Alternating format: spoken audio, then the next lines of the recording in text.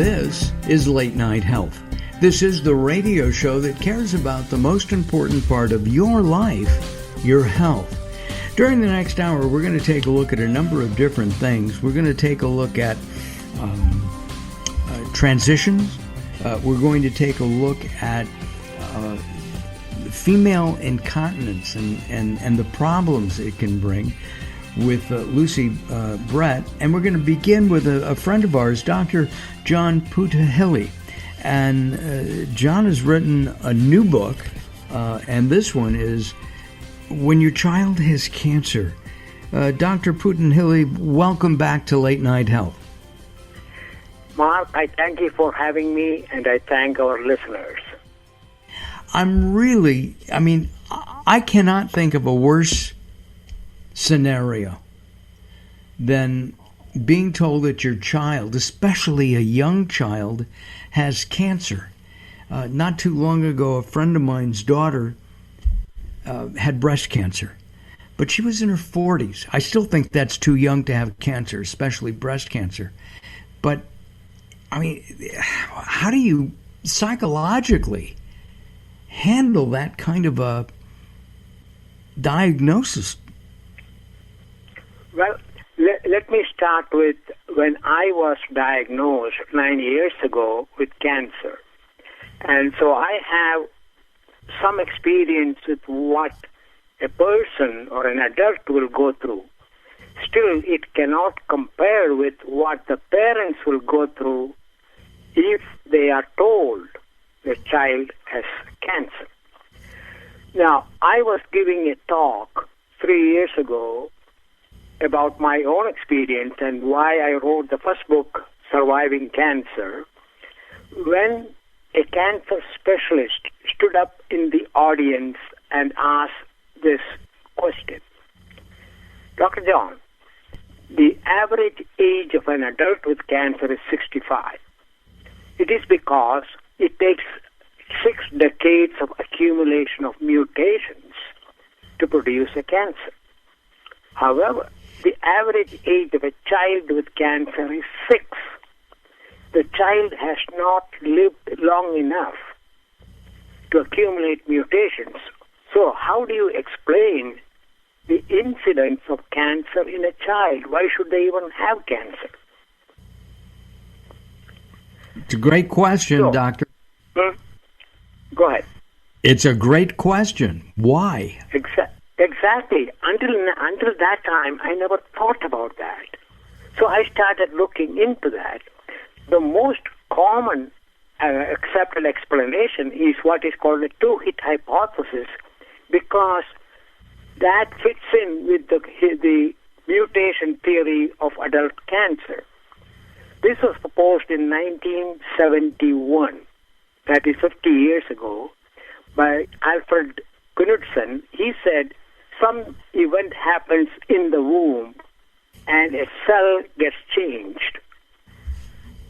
Later on in the child's life, another event happens and the cancer cell is formed. And this is called the first hit in the womb and second hit later on. But the problem is nobody has identified what is this hit and how does it create a cancer cell. You see, over the last 50 years, the incidence of cancer, childhood cancer in the United States is stable. It is not increasing. However, around the world, it is increasing.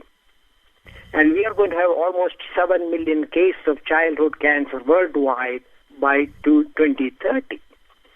Now, if it is a hit happening during the fetal stage and later, what is the nature of the hit? Is that the same everywhere around the world? That cannot be.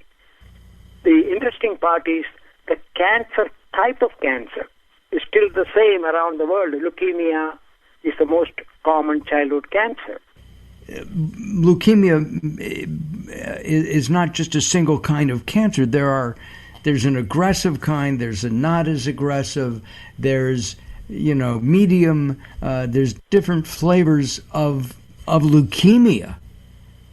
Yes, And the and question is, also brain cancer. All these are subdivisions, but overall, these two categories will be about almost, well, the majority of cancers will be in these two groups. I'm talking about larger groups.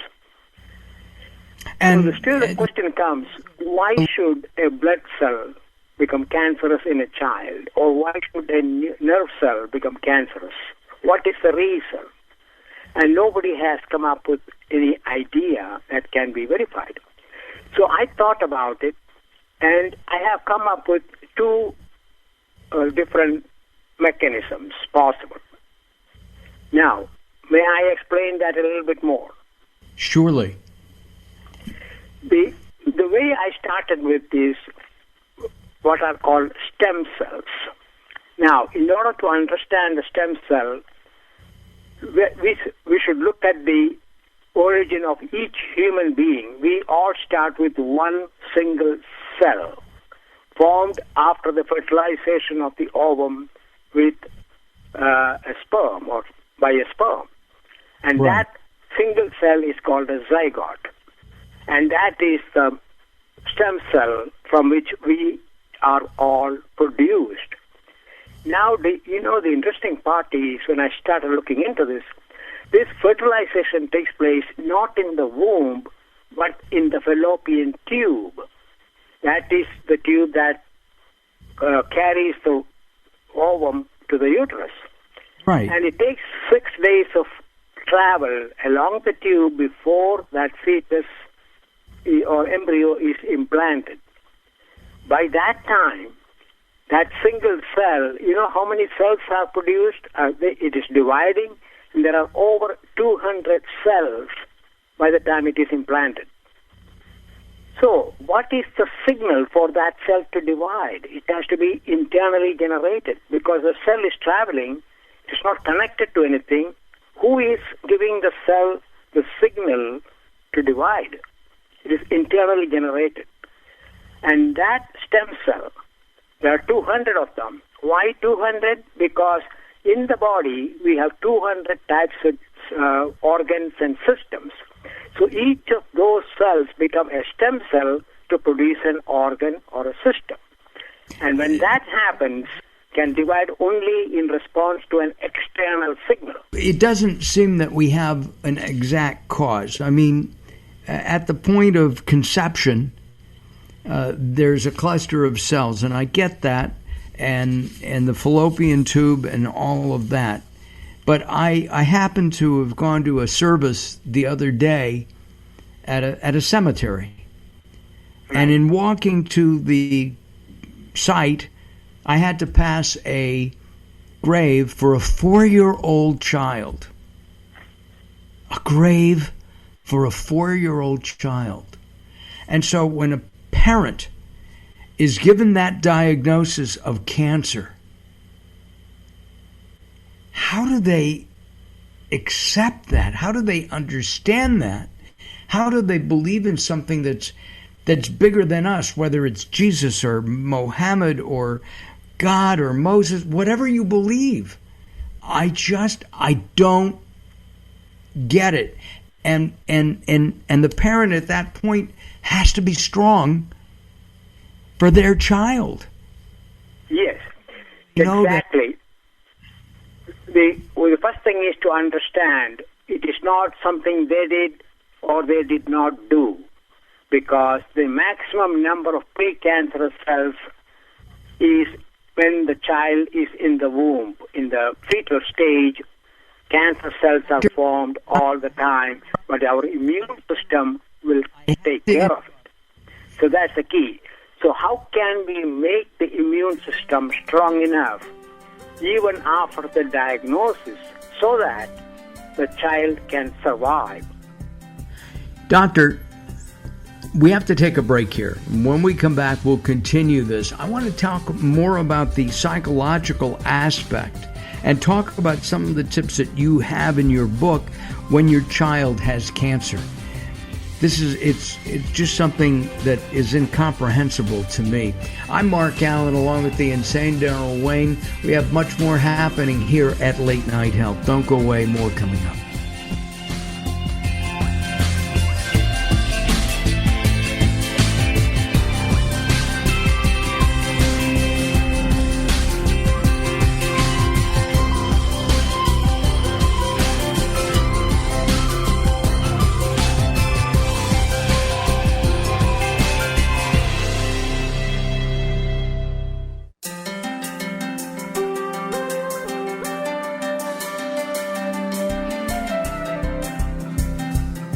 Late Night Health is proud of our partnership with the EBC, the Evolutionary Business Council.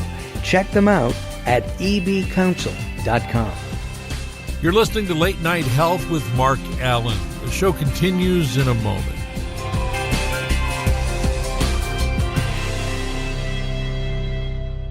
Recently, I met Jacqueline from Bright here in Los Angeles. She gave me a hearing exam and then showed me how to hear again with the new Signia Pure Series hearing aids, and she can give you your life back too. I hear birds chirping, birds cooing, and even my wife.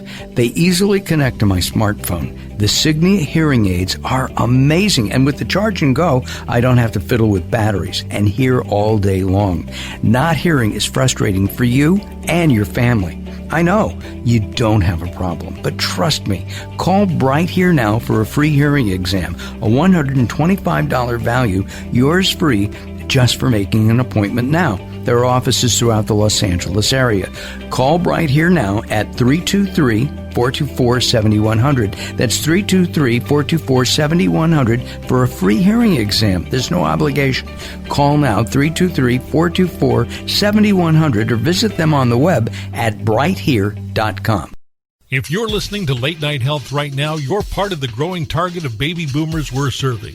Hi, I'm Daryl Wayne, producer of Late Night Health, inviting you to join the Late Night Health family. If you have any business targeting the growing boomer market, Late Night Health is the ideal advertising vehicle for you. From vitamins to insurance, alternative health to Western-style medicine, Late Night Health caters to the growing population of those over 40 years old.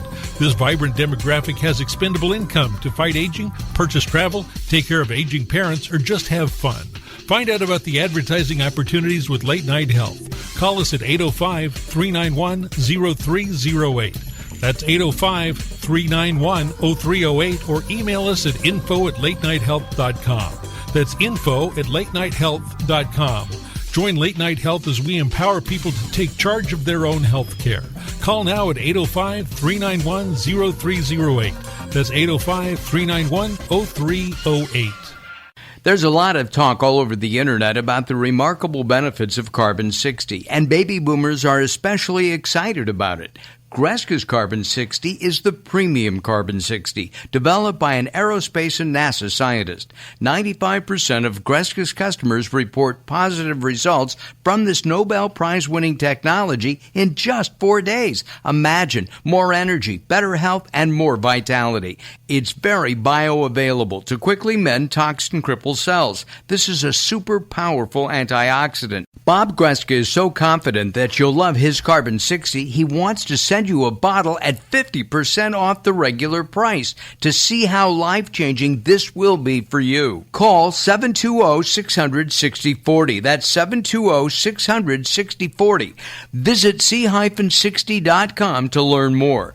Call 720-600-6040 now, or visit c-60.com.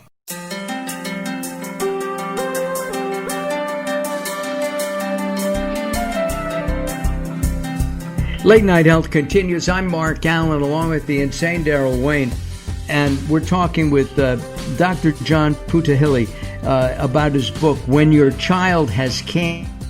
I just cannot think of anything that could be worse. Doctor, you're a dad. Yes. Do you have grandchildren?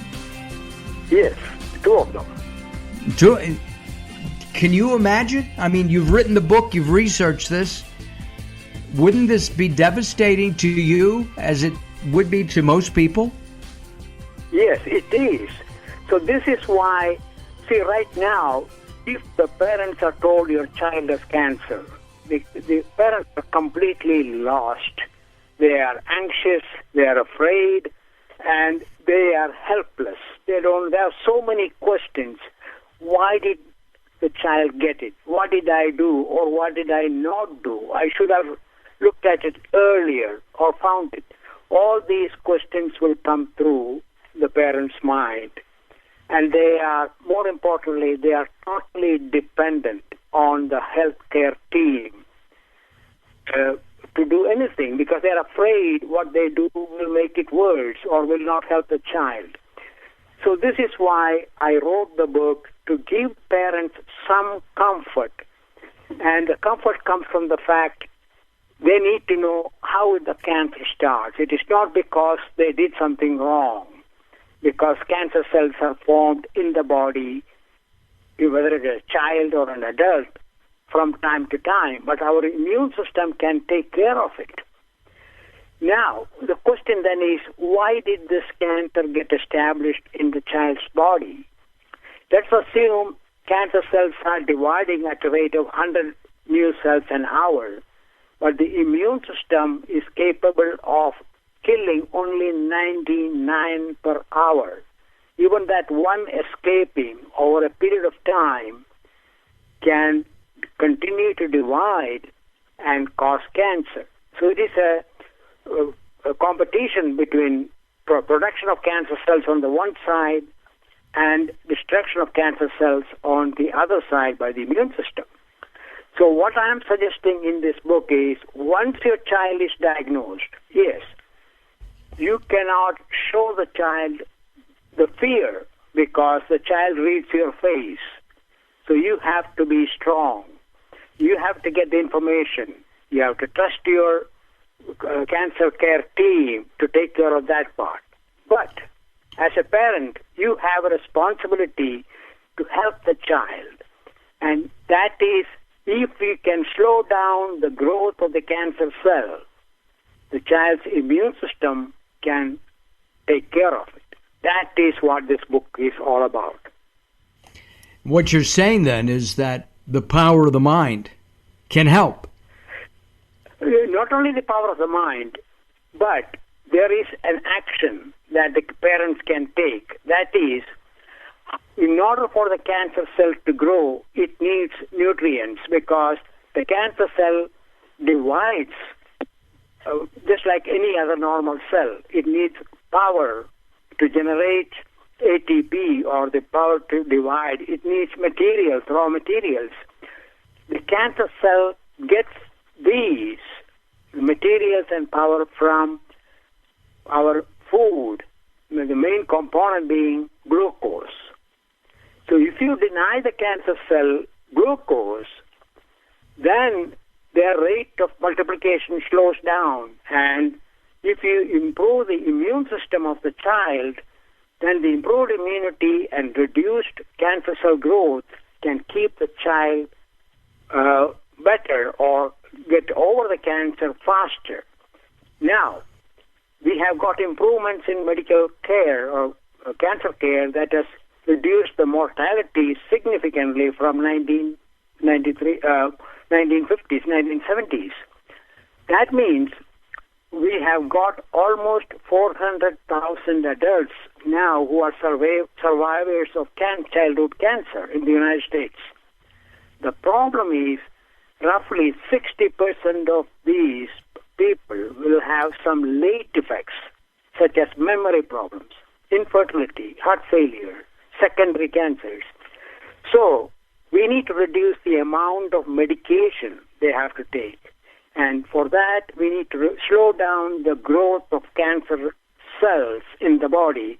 And this is what I am suggesting in the book, that lower the intake of grain and grain-based food, because they provide the maximum glucose for cancer cells to feed on. So to reduce, you're saying carbohydrates and thus sugar. Not sugar. Most of the glucose in the body comes not from intake of sugar, but from grains. When is the last time you had a snack or a meal without a grain-based product, whether it is bread or pasta or noodle or roll, or a cookie, right? Right. You're right. So that is absorbed into the body as glucose, and the cancer cells feed on that, and they multiply faster.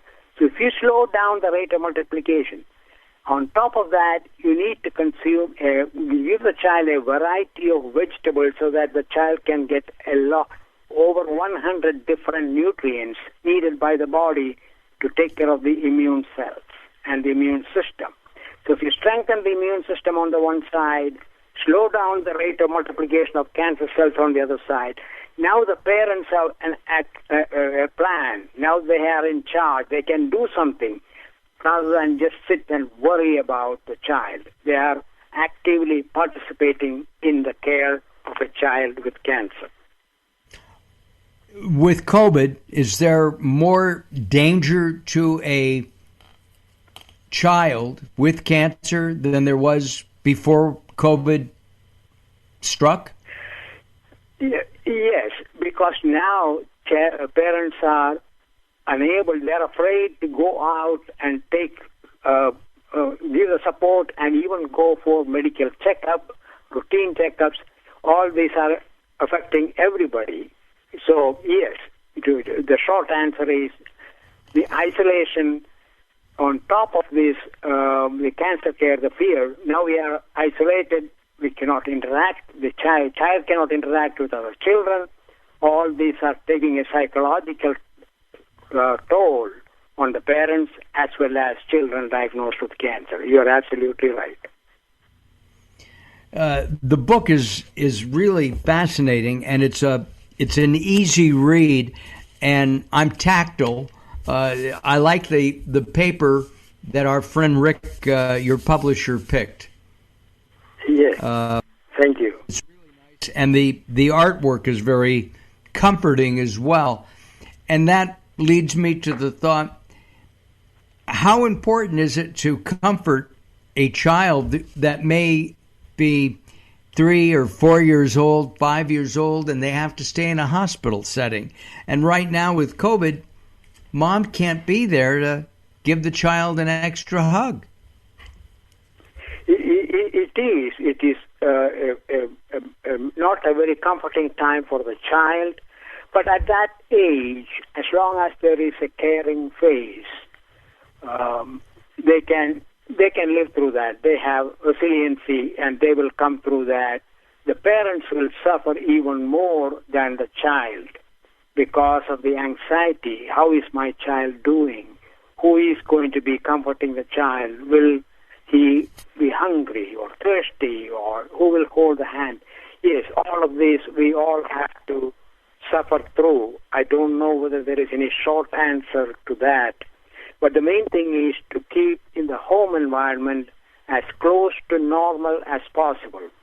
The parents, as I said earlier, cannot show emotional stress or fear in front of the child, because the child will feed from that. The child takes cue from the facial expression of parents. So they have to be careful. If they have information that is not very comforting, they should discuss that not in front of the child, but someplace else.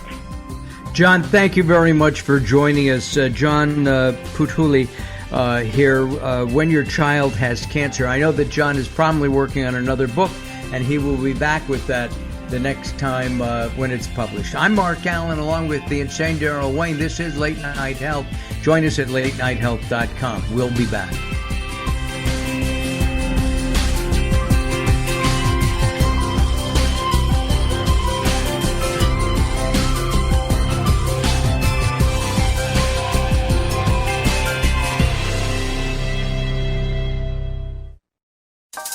Sometimes it's not what you say, it's how you say it. Words are a critical aspect of success. How you get your point across is a crucial part of what makes anything sell. So do it right and hire a writer. Whether it's articles, blog posts, technical writings, website content, product descriptions, or ghostwriting anything from a novel to a nonfiction book about your navel, contact Servet Hassan. If you want it to sell, write it right.